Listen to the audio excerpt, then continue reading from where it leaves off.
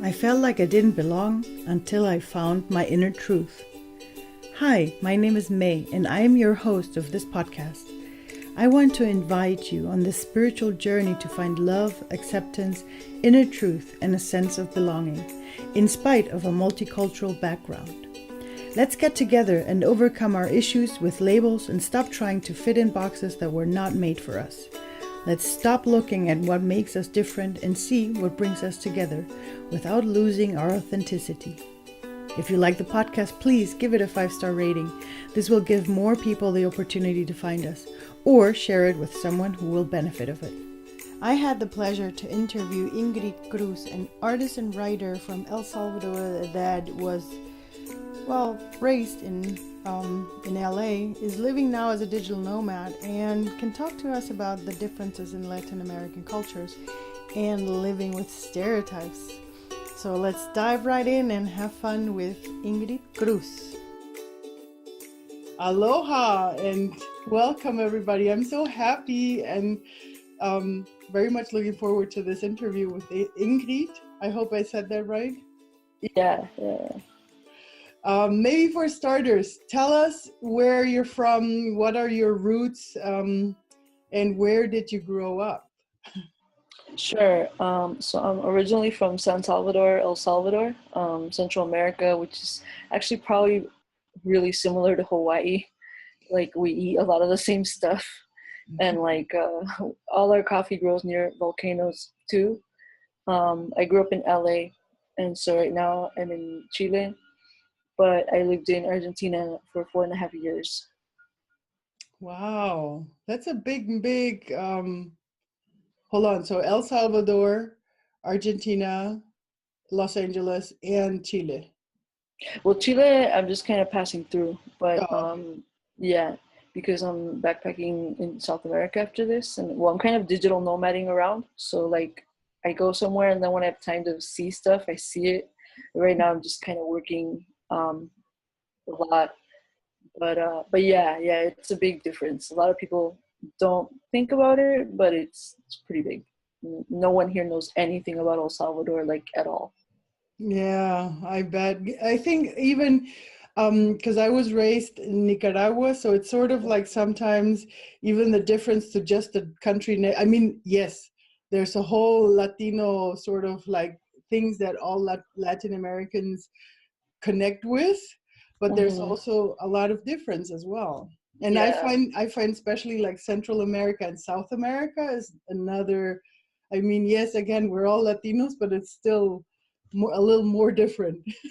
Yeah, well, especially here, I'm in like a desert with a beach, so I haven't seen like a real tree, you know? Oh my God. Um, yeah, I don't know if you've researched like the desert of Atacama, and I thought, well, even in LA it rains, you know? Yeah. Um, but yeah, I have gotten really acquainted with the north of Chile, and Mhm. um, and even like friends from the central part haven't been to this part of Chile, so it's kind of interesting. I haven't seen it rain here, you know. When I Googled it, it says it doesn't rain. And I'm like, yeah, you know, I believe it. It's pretty sandy over here. And, you know, so it's a different thing. It's not really something that you expect. It kind of looks like Mars when you get here. Wow. Yeah. Amazing. Yeah. But you have a beach, so you can go and swim a little bit. That's important. Yeah. Because it's very hot here. It's like, yeah. I mean, well, it's hot in LA too. It's hot in El Salvador, but this is different, you know. So yeah. Especially because right now LA is in winter, right? Yeah, but I mean, you know, California, the winter there isn't really winter. It's, you know, you have like a couple weeks where you have to wear a sweater. And right now with climate change, it's changing, but yeah. So it's very different. Maybe I should do California sometime. Oh yeah, for sure. Yeah, you might need like a scarf. Yeah, I like it when it's warm. And right now I'm on Hawaii, which usually is supposed to be warm, but apparently Hawaii is having a weird cold weather front coming around here. Mm. And it's not like it's too bad, but since for 2 days it's been so windy, Like we were afraid to go into the water because it would be so freezing when we got out of it. So Yeah. Ouch. No, I'm pretty lucky here. The water is like a tolerable temperature. It's like it's not nice and warm, but it's after the heat, it's good to have cold water. oh, Yeah. nice. So tell me, what would you consider yourself? Would you consider yourself from El Salvador or more from Los Angeles? You Or know, I guess right now more from LA, and like weirdly, I picked up a lot of like Argentinian habits. So I think it's actually a mix of the three, but I would actually say more LA because that's like the culture I was raised with most of my life. And also that's like the culture that helped me get used to other cultures more easily because like you have people from all over the world in LA, like immigrants, tourists, whatever. Um, and like Argentina is a big city, but it's not as multicultural as like cities in the US. So it's changing now. When I left, there were like more people from India, from even Syrian refugees and stuff. So it was changing the city, but definitely more from LA. Yeah. and how about El Salvador? How long were you in El Salvador? I was only there until I was 2, so I don't really Oh, have that's like, any. yeah. But hold Yeah, on, both of your parents are from El Salvador? yeah. So I did grow up eating like the food and hearing like all the The different pupusas? Yeah, oh, yeah, for sure. I make those actually. Oh, I love Um, those. yeah. I make those. I made them a couple times in Argentina, and like definitely like we always had. So we were really lucky that a lot of my family actually had tourist visas to the U.S. So I actually got to see them because a lot of people they can't really see their family after they moved to the U.S. So I always had like they always brought coffee, cheese, like different products. The So I good grew stuff. up with that. Yeah, and especially the coffee. Um, so I grew up with that for sure. Um, yeah, but now like I got used to drinking yerba mate and stuff like that. I was The actually a Argentinian vegetarian. stuff. Yeah, I was a vegetarian before moving there. And like I started eating meat like halfway through my time there. I Um, mean, I bet. Don't they have awesome meat? yeah, it's actually pretty good, and I think they just grow it in a way that's like more natural than in the U.S. And it's also like the barbecue itself is more like a ritual. It's not just like eating meat. It's like spending time with friends. Like you drink wine and have some cheese and different things before, and just like hang out. So I think the tradition is cool too. So yeah, kind of a mix of everything now. It's more like a celebration, right? It's not just we're gonna Yeah, eat. It's like, yeah. Oh, yeah, yeah. And I think coming from the U.S., I was actually really good because like in the U.S., I always had like a really clean diet. My mom didn't really let me eat too many American things, so like I wasn't really into fast food. mm-hmm. Um, and I Oh, haven't no had Taco like Bell. no. I mean, well, I'm from LA. We have like real tacos, so we don't need like Oh for yeah, real. I heard that too. Yeah, like we don't need like the crunchy. You like tacos don't have lettuce and they're not made of ground beef. So yeah. Um, but in Argentina, it was it's a different concept of food. People wait for their food. Like you get to the restaurant, and especially if you order pasta, sometimes they like make it right there. So it takes like 45 minutes, and you're there to talk and hang out. So it's good to have that like exposure to that food culture because in the U.S. I think people it's not just unhealthy what people eat, but they eat it so fast, Mhm. and you don't enjoy anything, and it's just just like a survival thing, but you don't really enjoy the moment. So yeah. Awesome. How was it for you growing up as a Latina in LA? Did you ever have any problems or was it good? Like, how were your experiences with that? I think it was like a mix. It wasn't all good or all bad. In LA, I grew up in the part that's near South Central. And so, and like my family lived in Compton. Well, my cousins, I didn't. And so I spent a lot of time in Compton. And like LA is so segregated that basically like most immigrants and minorities live in like the same parts of LA. Um, and so I had a lot of interaction with like cultures, like people from like Iran, like African American people, Mexicans, whatever. But I actually didn't have like a white friend until I was 16. And that was like a real culture shock. Yeah. Like, and I would like observe them and see like, okay, this stuff that I saw in Friends, like, do they really do this? You know, do they really, you know, eat tuna from like a can? Because like, you know, I wanted to know if people do that, you know, and all that. Like even the Thanksgiving dinner that I ate isn't like what the stereotypical thing you see on TV. We make it like a Salvadorian way, you know. So it was good in that like I was exposed to like a lot of different cultures and stuff at a really young age. But it also like wasn't that good because my neighborhood was surrounded by all the other neighborhoods where there were a bunch of gangs. And like, I went to schools where it was kind of like going to jail. We had a security guard in there, and this is before the different school shootings. Like when school shootings started happening in the US, we were pretty angry because it was mostly like in white schools. They would put the security guards in schools with kids of color, where we didn't have any school shootings. So yay. But like we got to, you know, we were treated like criminals. And you know, until I got to college, basically most white people I knew were cops or teachers, like people of authority. So I wasn't really used to dealing with people as like an equal. And when I got to college, it was also like a lot of people didn't really understand the reality of like what minorities or immigrants go through.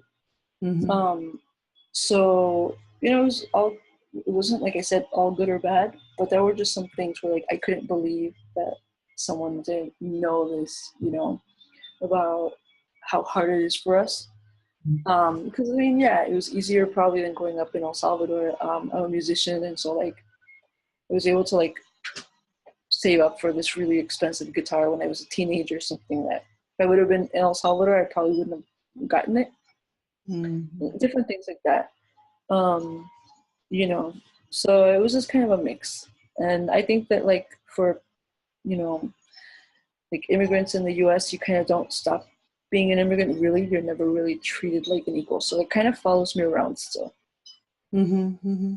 So do you feel you're still not treated as an equal when you, for example, when you went to Argentina?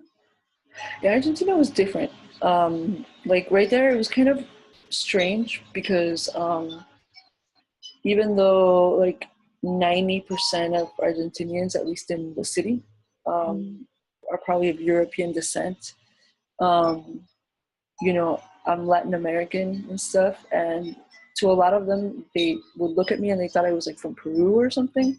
But then like, I would tell them, you know, I'm from the US, they're like, wow, your Spanish is really good. And so I thought, yeah, I can never win because like in the US, I actually lived in Mississippi for 3 years for work. And they kept complimenting me on my English. And I'm like, well, yeah, I grew up in LA. And then I got to Buenos Aires and it's like, well, yeah, my family's from El Salvador. So, you know, but they were actually very conscientious and people had a lot of questions. And they were mostly, I think, out of ignorance. Whereas in the US, I think people will say stuff, but because they really mean it, like they really want to hurt you. People have a different understanding of race, and so they might try to be conscientious, or they'll say something just because they know it's going to hurt you. In Argentina, it's more just like people have no filter. They're super direct and very, you know, just a lot of that, you know, just oh, you're not. Yeah, literally. That's actually pretty accurate. But I felt like overall, yeah, I didn't really have as many problems with racism there to the point where I'm not used to it anymore. And when I faced it now, it's kind of like, how dare you? You know, it's very like, or people in the US are still not really used to confronting stuff like that. or they're used to getting into trouble, but now it's like, I can't really deal with this anymore. Like, it got kind of spoiled in Buenos Aires, so yeah, I definitely felt like right there it was a good time. Nice. Do you think it's changing in the US, that for the worse or for the better? Definitely Or for the worse. it's always staying the same? I think definitely for the worse. I think stuff in the US has been latent, and now that you have somebody like Donald Trump in power, people just suddenly, the things that they wouldn't say before, they wouldn't do, they feel comfortable saying them and doing them now. It's Mm. definitely having an effect. And even in backpackers that come to South America, um, like I uh, like I said, I spent a lot of time in Argentina. I traveled in the country, and I went to Uruguay and have traveled around South America. So I wound up staying in hostels. And, before Donald Trump, when I would meet people from the US, they had like a certain attitude or certain things that they'd say. And now, even though some people I think aren't intentionally trying to say something, really stupid or racist, they say it and they do it. Um, and I didn't feel like that was the case before. But now, like, people are bringing that attitude to wherever they go. That's what I think. That's just kind of what I see. Like it was always there and now it's coming out of the shadow, sort of. Yeah, yeah. And even people that, like, you have a lot of white liberals, but they have like their racist uncle. Well, they spend time with their family, their friends, and sometimes they reflect the people that they hang out with. So, you know, um, they're so used to maybe their own circle of friends. When they get somewhere else where that's not okay, they don't even know that what they're doing isn't okay, or that what they're saying is like really ignorant. Mm. And it definitely makes it more stressful. Like when you're a traveler of color, it's just, yeah, just stress that I didn't want to deal with in Latin America, but it's here. I was going to say, and it's sort of like you expect people that travel to be a little bit more open-minded, right? Yeah, yeah, but I definitely, even like with people from different parts of Europe, I did meet, for example, this one Danish girl that like works with different refugees, and she deals with these different programs. I met people that are doing really cool things in different parts of the world, but at the same time, you know, not everyone has an open mind, and some people don't travel to open up their mind. They just like, especially when I was in Peru, I felt this. They had just had like this bucket list of these experiences that they expected the country to fulfill for them. And so it's like when they got to Peru, it's like I have to do, Machu Picchu, this, and that. And it wasn't really about like knowing the culture, rather just kind of doing it and having the adventure and expecting everyone to cater to your like adventure. And I definitely felt that a lot more there than in Chile. But I still kind of feel that here sometimes. So I think that prevents people from like opening up their mind more, because they're just kind of exploiting the place and not really like trying to take it in. How important is it for you when you travel to places to really go into the culture of the place you're staying? Well, I kind of don't have that much of a choice because I'm more of a digital nomad, not more of a backpacker. So I wind up staying in places for a while. Mm. And it kind of is like I try to make friends whenever I can, or like since I do speak Spanish, when I was in Peru, I would try to eat in like the mercados, and and like once my stomach got used to the food, like I could just kind of eat whatever, it wasn't a big deal. And that kind of helped me. I even like, I stayed in Cusco for a long time, so I even had like somebody that I would get like my chicken soup from, and like she would always ask me how my week was going, and stuff like that. So then I really got to have conversations with people. And if I'm gonna be in a place for like longer than like 2 or 3 weeks, I definitely try to do local stuff. I think it's so amazing. So you could say that wherever you go to for a longer time, you always find like your little, how do you say? Yeah, like places that are like that where you're accustomed to, right? So you don't try to, like if you're there for 2 months, you're not going to start trying out 10 different. You're just going to find the one that you like, and then you go to that one all the time. Yeah, or I mean, like, you still have to try stuff, I mean, it's good to like explore, but yeah, like, if you're somewhere and you have like a home base, then yeah, you're gonna like shop at the same places because that's like, where you're gonna find like your, fresh mangoes in the morning or whatever, and like that's where you go. But yeah, it's kind of a mix, but eventually, like, you just kind of build your little comfort zone, and it's actually kind of like with me, I have to really try to get out of my bubble all the time and remind myself, like, okay, I'm only in this place for this one time and then I have to go. So yeah. Yeah, but I find it interesting because I feel that sometimes maybe because we are so much moving around, it's so important for us to have like little anchors that give us comfort, and that I know, like, if I go back to that place, they're gonna have what I need right now. Yeah, well, actually here in Chile, there's like this grocery chain that's national, and they sell peanut butter that like, comes from the US. And like when I need peanut butter, like if I see this grocery store, I'm like, yeah, this reminds me of home. Like I need my American peanut butter, and stuff like that kind of help me like get by and stuff. Little comfort moments. Awesome. Yeah. Would you tell us a little bit about how you became a digital nomad? Because that's an awesome thing too. And I mean, it's a career that hasn't been that long on this planet. Yeah. So it was just something like when I was in Buenos Aires, it was something that I kind of always wanted to do.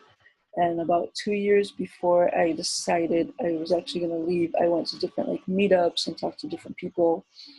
And like I went on couch surfing and just met different people who do stuff. And so the good thing about like talking to digital nomads from Argentina as opposed to like from the US is that Argentinian people, when they go somewhere, even if they're like a computer science major, like they know that they might have to like wash dishes or whatever, and they're just very resourceful.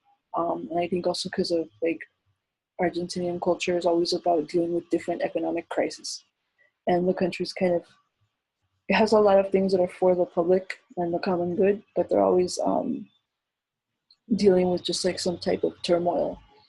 So they're very resourceful, and in the U.S., digital nomads are more entitled and like expect a lot of stuff, and probably less likely to survive like a tough moment. Like if you lose a client, like Americans panic more. So with me, it was just the thing is that in Argentina, I was already a freelance writer. So because I was already a freelancer, and Argentina, like the cost of living there is comparable to like a city in Europe. The rent is not as expensive as a city in Europe, but everything else is. And so when I calculated all the countries in South America except Uruguay were cheaper. So, I was able to just kind of, I just had to prepare myself and all that. It hasn't really been that easy either, because actually when I left Argentina, I lost like my major client. And so I had to, figure out what to do there. But at least I was in Peru, where the cost of living was like a lot cheaper. And at one point I was volunteering at like different hostels, so I wouldn't have to pay rent and use their internet and stuff. So you do stuff like that. But then now like business has picked up, so that's good because I'm in Chile, which is like 3 times more expensive than Peru. So I'm glad for that. But just there's a lot of ups and downs, and it was just the fact that I knew that I wanted to freelance, and when I go back to the US, I want to keep freelancing as well.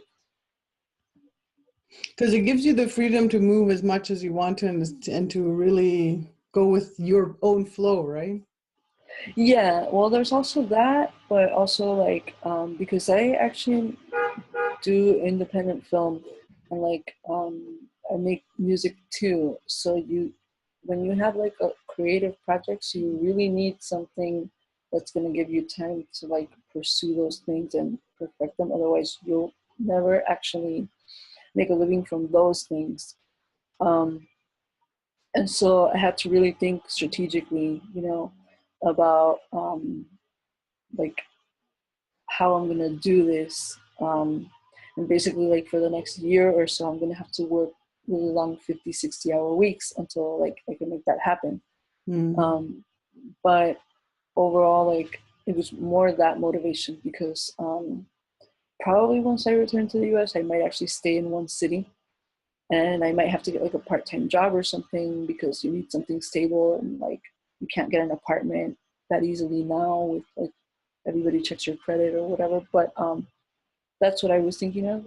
But yeah, like if you like to travel and if nothing works out and I need to go somewhere cheaper, then I can always say, well, I'll go to Asia or Mexico or I don't know, somewhere, and save up for a while until I figure something out. So that's very helpful too. True, and probably easier if you would be just in one place in the US, for example. Yeah, also the thing is in the US, it's also a lifestyle because here in Chile, people work a lot. And when I was in Argentina, people also worked a lot. But, people here still try not to be as stressed. There's a lot of chaos around them and stuff. I mean, I don't agree with the classification of Argentina or Chile as third world countries because when you get here, they don't look like it. It's not the same thing to say Chile and like Syria or Chile and like even Venezuela. They're completely different. But I think with the American lifestyles, you get really caught up in the stress. Maybe Hawaii is a little different. I've heard like a lot of things that it's a little bit less stressful, but in California, people try to relax too. But everywhere else, I feel like that's also a big hindrance to people. It's just getting caught up in that, like keeping up with the Joneses and like the materialism and stuff. That also makes it really hard for people to like travel and do stuff. That's one of the things that I find amazing as well, because comparable, because in Germany I've been in Germany a very long time, and in Germany they also have this society that wants you to succeed, to be, you have to be good, you have to be better all the time. And now they're having also this digital nomad move. It's sort of like a movement within the whole society that's trying to become more like take the decision by themselves to say, okay, I want to work enough for me to live. So I want to build my own company. That's why I'm becoming a digital nomad. So I'm getting out of the system, trying to get out of the system by doing that. But it's also interesting because sometimes people take that mindset that they had and they still bring it into their digital nomad life, Yeah, for sure. Sometimes I definitely kind of feel like that here because, for example, like even though, well, in Argentina, for example, people would tell me to get somewhere at 8, and I got there at like 8. And they were there at like 8:30, and I was just like, you said to get there at 8, and things like that, where like in the US, we're just a lot more square, and it kind of explains why the country is like, there's always innovation, there's always these things, but at what cost, and the other thing about being a digital nomad is a lot of people think, oh yeah, you can just, chill out as much as you want. It's like, no, like you have to have discipline, if you're going to be your own boss, you like have to do that on your own. It's not the same. And I think that's why like people who are digital nomads and they have to get a corporate job, they do really well because, when they get to a 9 to 5, they don't need someone to boss them around. It's very easy to like work, and it's not easy to like be bored or whatever, but they do really well. Yeah. Would you say that in all of that you always knew what you wanted? No. When I started out, I thought I'm only going to be a writer, and that's basically it. But as I was like freelance writing, I remembered that I had started out as a film major because I wanted to be a director. And I thought, well, I have to start writing screenplays and doing short films and stuff. And like I'm editing one now, and whatever. And I thought, we should still pursue it. It's like I'm in my early 30s, so I'm not like old, and I'm still like at the right age where you can do you can still pursue a second career or whatever. And so that kind of changed my goals of how I'm gonna do this whole digital nomad thing. But yeah, I definitely knew that I wanted to have a little bit of more freedom. Nice. And would you say for yourself that you ever felt disconnected sort of because of your heritage? Like because you were an El Salvadorian basically growing up in LA? Yeah, kind of. Um, because of a lot of these digital nomad gatherings that I went to, even when I was in Argentina, the vast majority of people who were there were like, there were barely any people of color. Like I could literally count them with one hand. And, it's not that this doesn't appeal to people of color. I think a lot of people would try to be a digital nomad if they can.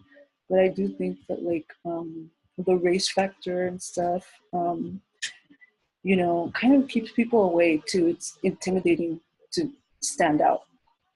So I think that there's certain things that keep people away, and it makes me feel a little bit disconnected when, like in my case, for example, if something happens, my parents are not wealthy, you know, they might be able to help me with like $100, but it's not the same thing as like if something happens, they can't like just let me borrow money to come back to the US or go from one place to the next. I have to do it on my own. And a lot of people don't understand that.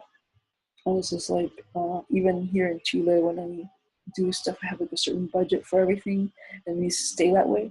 So it makes it very difficult to hang out with other tourists who have more money than I do. Because actually something happened like that where like I went somewhere and it was with these guys from Spain, and I spent like 5 times more on lunch than I normally would, just because they were like, well, you only live once and blah blah blah blah. And I was like, yeah, but like you're leaving in 3 days and I'm leaving like when my visa expires. So so there are some things that make it harder, and it's also like even talking to my own family about it, they kind of don't always understand this, but this option wasn't available to them when they were growing up. My parents were younger; they didn't have internet and stuff like that, so it also makes it hard for them to understand. Yeah, and I thank you for saying that, because that's one of the things that I feel happens so many times. It's like, oh my God, you're living the dream. I mean, you're traveling around and you're going. They don't see the struggle that's behind it, because you still have to work for clients and to see for people to Yeah. and so that you can actually pay for it. I mean, nice to have pictures at the beach, but hey, if you're living at the beach because you couldn't pay rent, that's something stronger, right? Yeah, for sure. And that's something that especially people that come from like a working class background have to think about. You can make it work, but the thing is, it's just not the same, and so that makes it very hard when you're with other digital nomads that just maybe are better connected or something. Or they know that like if this doesn't work out, I can work at like my dad's company or whatever, or like my parents don't have a company, so if this doesn't work out, I don't know, I'll be like a waitress or something and burn my college degree to the ground. It's a different yeah. That's always our how do we say, the backup plan, right? If it doesn't work out, I'll just go and be a waiter somewhere. Yeah. So yeah, and not to diss waiters. Being a waiter is like super hard. I think they're like basically walking psychologists, So yeah. Of course, I worked as a waitress 6 years, but it was more like a side job, so only once a week I had to go, to earn a little bit more extra money. But it was fun. But it's only once a week. I don't want to know how it is when you do that 24/7. Yeah. So yeah. Interesting. How is it for you? What was I going to say? Now my question, I lost my question. Mm. It Where were happens. we? Yeah. Something about disconnected and waitressing. Yeah. Well, it'll come back. Let me see if we could find something else. No, but I find it amazing. So now that you're traveling, do you feel, like you said before, that right now you feel a little bit more like a person from LA? How is that for you, even though you have had experience of having the how is it the racial? Because I feel you, from what you said, it felt like the how do you call it? Not suppression, but at least the misconduct was stronger in LA than in other places. But you still Yeah. feel more as a person from LA than from other places.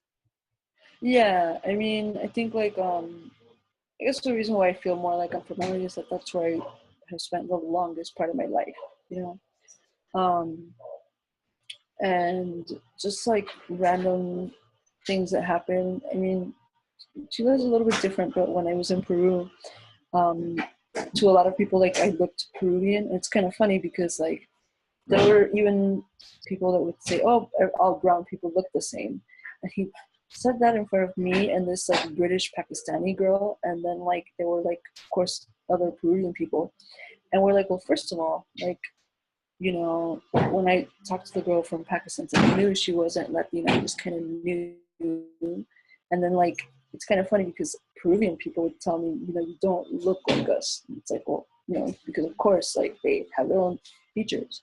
And so people would say, like, a lot of stuff like that. And they would think that I, like, worked wherever I'm staying, you know, and, like, ask me for directions. And I'm like, I don't know anything about Peru either. I'm like still Googling how I'm going to get to Machu Picchu to get to wherever and all that. And since I was actually there for a long time, I eventually got to know the place, but it still bothered me whenever people, you know, expected me to just kind of know stuff.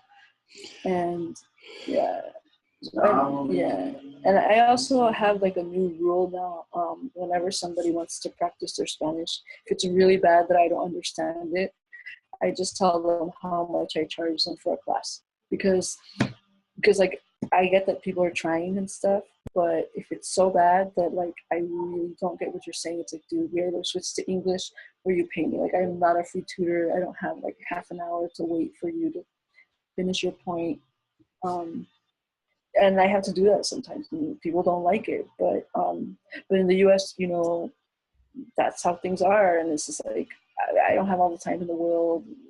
It just, you know, I do what I can, and then when I can't, it's like, nah, I don't have the patience for this, or I just pretend I don't speak Spanish either. You know, it makes it easier. I remember the question, but thankfully, because it fits to this one better. How is it for you when you get to a place and people ask, because you know, I mean, especially when you're traveling, it's like, okay, so where are you from? Where are you from? What do you do? Right? That's like the first question everybody gets. Yeah, I always get the "Where are you really from?" And it's just like, oh no, really? Like, yeah, like I get that all the time. Like, and the one place that I did not expect to get this was I was walking to Machu Picchu. I did the Salkantay trek. You walk 4 days, and then the 5th day you're in Machu Picchu. And I'm like, oh, finally, you know, my dreams, you know, go to Machu Picchu. And of course, I was in a group tour, and someone asked me that, and I was like, of all places, we're like in this like, you know, Peruvian highland kind of thing, and like I wanted to rest from these questions, and like I still got them, and I was like super annoyed, and like everyone at the table just kind of turned around, and this one girl like scolded me. She's like, well, we're just trying to get to know you. And I'm like, you know what, I have to answer this like 1,000 times a day, so you're like, every time you ask me, I waste like 5 minutes of my time every single time, like, to the point where in Peru, I was seriously considering making little business cards answering this question. Say, like, read this at your own time and ask me something else. Like, I might still do that someday. So there's that. Yeah. That's actually a very good idea. Yeah, but you know, no, it's not a good idea because I'm spending money to educate people. It's like I might even sell these or something because, you Oh know, yeah, like I you're shouldn't right. have to spend money to, you know, like, you know, but it's either my money or my time. And it's like, I'm from the US, like, time is money. It's, you know, I don't know. You can't win. Yeah, but Well, yeah, I was thinking of doing this stupid joke. Yeah. but I like the idea of the cards. But I'm trying to establish now because I'm with this whole what I'm doing here. I'm trying to get more of us together. Yeah. So I was thinking of a new name for us because we need everybody has a name for something. So why not us? So I'm trying to establish mixy, just Okay. from Yeah. because we're either mixed raised or we are mixed from whatever how they changed us, how they raised us in different countries. So Yeah. I felt like mixy is good because we're like cocktails. Yeah, I guess so. Like sometimes I even like I can do a pretty good fake Argentinian accent. I'm like learning how to do the Chilean one, and I might just like, you know, nobody messes around with Argentinians in South America, and sometimes I just like, you know, just whatever. Che, But che. you know, it's just something that, yeah, and it's just something that people, you know, I know they don't have a negative intention, but it's annoying. And as a writer, I've actually been trying to sell an essay that talks about this, talking about how much time I waste every time people ask me to explain myself, because nobody asks white people to explain themselves. It's like, so are you like Scottish? Are you like, you know, 3 generations ago were you Irish? And no one does that, you know. Um, but we get it done to us all the time, so that's pretty annoying. The other annoying thing is when I'm putting on sunscreen, and they're like, "You don't need it," and I'm like, "You know, I don't want skin cancer." You know, just Yeah, stuff like that, and yeah, you that's know, important too. that's very annoying. Yeah, yeah. How do we? I keep the Latina skin. You have to put on a bunch of sunscreen. Like it's not. Yeah, the only ones that burn. Um, you know, just because I don't look burned doesn't mean that I want But that to I can't happen. burn. Yeah, I So know. stuff like that. Yeah, this, you know, it happens, and it's like, oh my god, like, you know, no one wants skin cancer. So yeah. Yeah, but I think it's interesting because it's all, in the end, it's all those stereotypes that we have around us, and everybody tries to put us in those boxes. And the problem is we can't be put in boxes. Yeah, I think also like the world is changing. You know, it's not just like that people may grow up somewhere else, but you know, you could be in like a town and like never leave, but the world kind of comes to you because of globalization, and so you know, there's a lot of people in Chile and they love their sushi. You know, they love it. And it's kind of like a lot of ignorant people come here and they expect people here not to be able to use like chopsticks. I'm like, wow. And I'm just like, you know, like they probably watched a YouTube tutorial like you. I don't know. It's just all the sushi eating. You learn. And and there's even like I've spoken with other people about, you know, they're Latino, and when they want to talk about books or something, you know, intelligent, people are like, wow, you like read. And it's just like, yes, I read books, you know. Really? Yeah, and it's You just know what like, that is? yeah. So, you know, I deal with that too. I think it's amazing, and I'm really grateful to hear that also from, because for me most of the time it's always because I am mixed race myself, but it's all, I find it interesting Mhm. because it's not just us, the ones that have parents from two different cultures. It's also the ones that were actually moved from their main culture, because like we were Mhm. talking earlier, it's not like you lost your El Salvadorian side just by being taken out of the country. Your parents still gave you that culture, but you also had the American culture where you were living, right? Yeah, and it's also like my mom, you know, when we moved to the US, she worked at this, she basically only had like 3 jobs. Now she has like her own business. But in LA, she worked for this one Iranian Jewish guy for like 8 years. And so she like learned how to eat Iranian food, right? And before she got remarried, and it was just the two of us, like I had Iranian food once a week. And it's actually something that like when I meet Iranian people, I'm like, yeah, you know, and like my mom didn't teach me like the white people names. She like taught me like the proper names in Farsi, you know. And she taught me like a few greetings and a few words. She learned like a lot. And so it's just something that kind of happened by accident just because of where she worked and the people that she was spending her time with.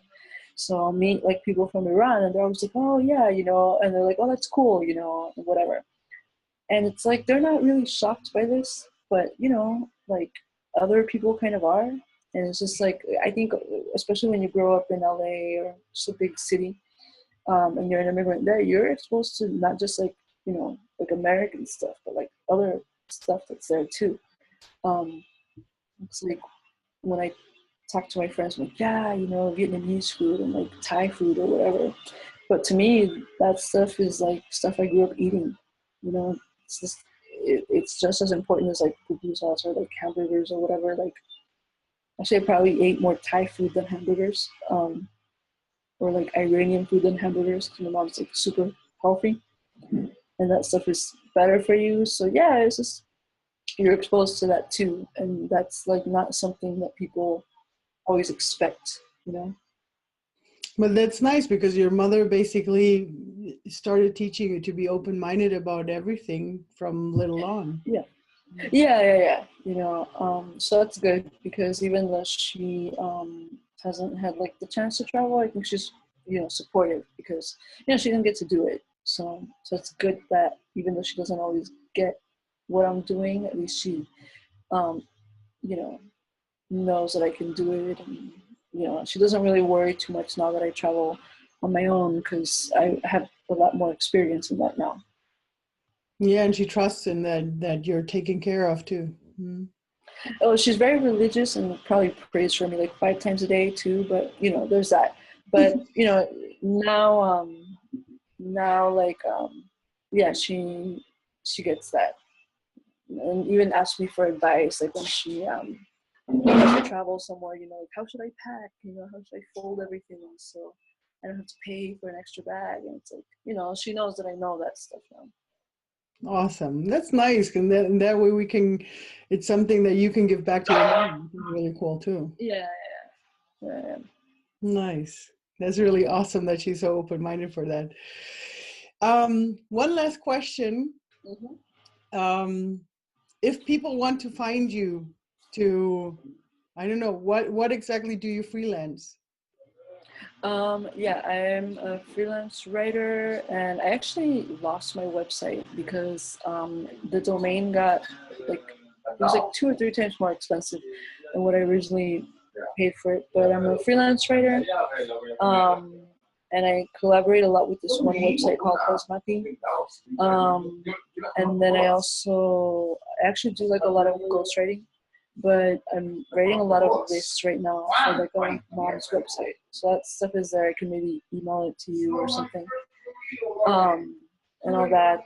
And I have like a YouTube channel. So there's that. Nice. And what do you do on that YouTube channel?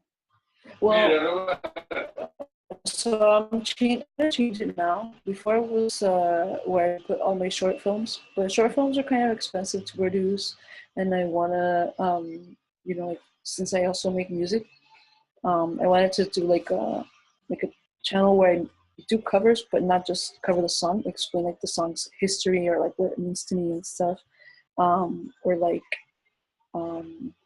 you know, some new music theory thing that I have to, you know, really practice just to be able to play that song.